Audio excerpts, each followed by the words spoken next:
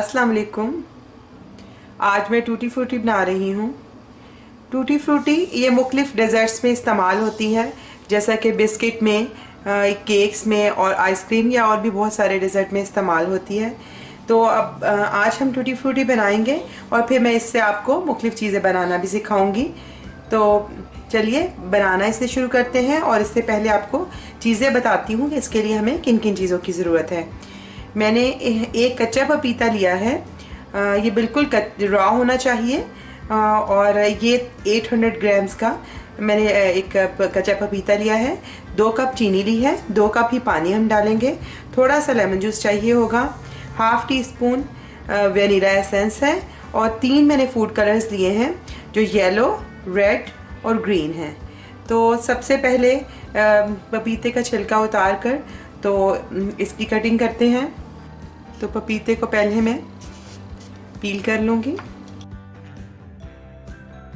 पपीते का छिलका उतार कर तो इसके जो सीड्स हैं ये मैं निकाल रही हूँ।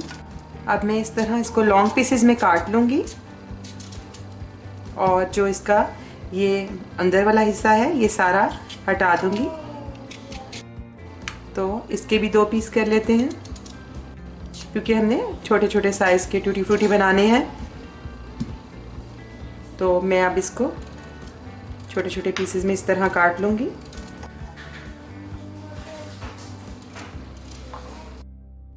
तो सारे पपीतों को मैंने छोटे छोटे टुकड़ों में काट लिया है।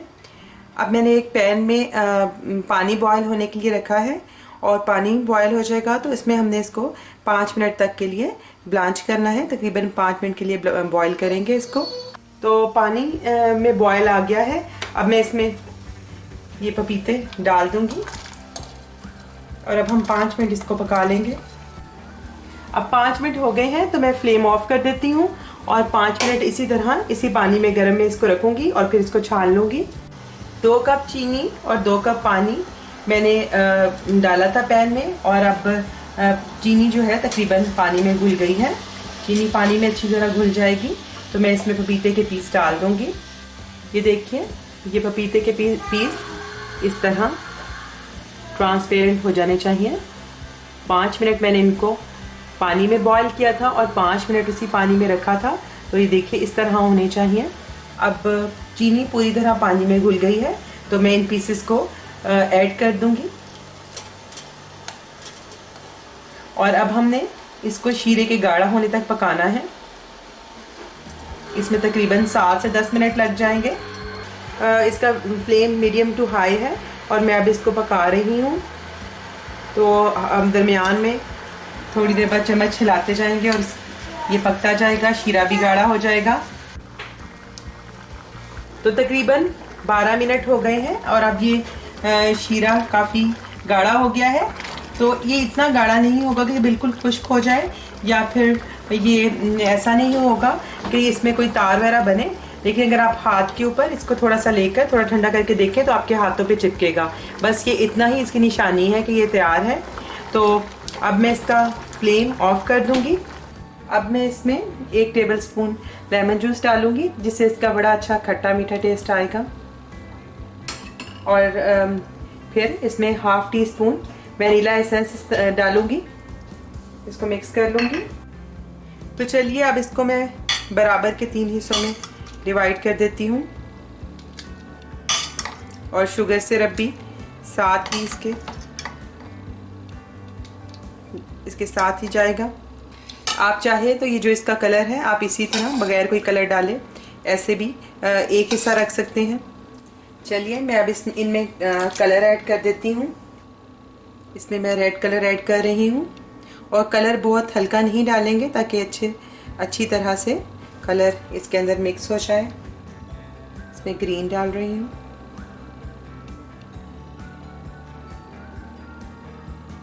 और इसमें येलो या ऑरेंज, रेड भी ऑरेंज या येलो आप कलर डाल सकते हैं। तो अब मैं मिक्स कर लेती हूँ कलर्स को।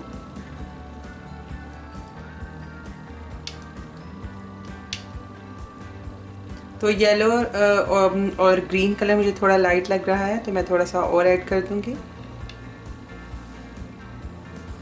तो ये देखिए तीनों कलर इसमें मैंने ऐड कर दिए हैं और अब मैं इसको तकरीबन 1 दिन के लिए रख दूंगी ताकि ये शीरा और कलर अपने अंदर एब्जॉर्ब कर लें। तो फिर उसके बाद हम अपना नेक्स्ट प्रोसेस करेंगे। चलिए 1 दिन गुजर गया है, तो अब ये देखिए कि ये कलर इन पे बहुत अच्छी तरह से आ गया है और इसी तरह जो चीनी जितनी उन्होंने एब्जॉर्ब करनी थी वो भी कर ली है। तो अब हम इनको छान लेंगे, अलहदा कर लेंगे इनके सिरप से। अच्छी तरह से सिरप जो है अलहदा कर लेना है और हमने अब इसे ड्राई करना है, जिसमें तकरीबन 1 दिन लग जाएगा या इससे भी ज़्यादा टाइम लग सकता है। वेदर पे डिपेंड करता है कि किस तरह आपके किचन का टेम्परेचर है। तो बिल्कुल हमने इसे मुकम्मल तौर पे खुश करना है। तो ये पीसेस मैंने बहुत अच्छे से छान के निकाल लिए हैं। अब इसी तरह रेड वाले भी निकाल लेते हैं। अच्छी तरह से हम इसको छानेंगे ताकि जल्दी खुश्क हो जाएं। अगर ये गीले गीले पीसेस होंगे तो फिर सूखने में भी बहुत ज़्यादा टाइम लेंगे। तो चलिए सारा अच्छी तरीके से सिरप से अलहदा हमने पपाया के पीसेस कर दिए हैं। तो अब ये जो सिरप्स हैं आप इसमें नींबू डालकर या कोई भी और जूस डालकर तो आप इसका ड्रिंक बना सकते हैं। इसे ज़ाया ना करें या किसी भी स्वीट में इस्तेमाल हो सकते हैं। तो अब मैं इन पीसेस को एक दफ़ा पेपर टॉवल पे रख के थोड़ा सा और अगर इन पे जो सिरप लगा हुआ है वो भी ज़रा इसे जितना भी हम खुश कर सकें तो बेहतर है। तो इसके दरमियान में दबाऊंगी ताकि जो शुगर सिरप लगा है वो भी ड्राई हो जाए। तो जितना भी सिरप लगा था वो इस पेपर टॉवल पे आ गया है। अब इसको मैं इसके अंदर शिफ्ट करूंगी और एक दफ़ा से दोबारा से इसको ड्राई कर लूँगी। तो इसी तरह आप सारे पीसेस को जितना आप ड्राई कर सकते हैं किसी साफ़ कपड़े या टिश्यू की मदद से, तो आप उतना ड्राई कर लें ताकि आसानी के साथ ये खुश्क हो सकें। तो एक दफ़ा और मैं इसको इसी तरह इन पीसेस को ड्राई कर लेती हूँ। अब अभी पीसेस काफ़ी अच्छे से ड्राई हो चुके हैं, तो मैं ऐसे एक छलनी में या एक ताकि हवा इसमें लग सके या किसी भी आप ऐसी जगह पे जहाँ रख सकते हैं जहाँ पे हवा आती हो ताकि ये जल्दी ड्राई हो जाए। तो मैं इसमें इसको डालती हूँ और अब बाकी जो है वो भी इसी तरह ड्राई करती हूँ। तो अब ये भी मैंने डाल दिया है। अब इसको मैं आपको खुश्क करके बिल्कुल दिखाऊंगी। इसके नीचे छलनी के नीचे मैंने एक प्लेट रख दी है ताकि अभी भी कोई एक्सेस जो चीनी या शीरा है तो वो उसी में गिरे। और इसको मैंने एक लेयर में फैला के रखा है ताकि ये जल्दी से खुश्क हो सके। तो देखिए अब टूटी फ्रूटी बिल्कुल खुश्क होके तैयार हो गई है। इसकी आप आवाज़ सुन सकते हैं, इस तरह इससे बिल्कुल खुश्क हो जाना चाहिए। तो मैं आपको प्याले में निकाल के दिखाती हूँ।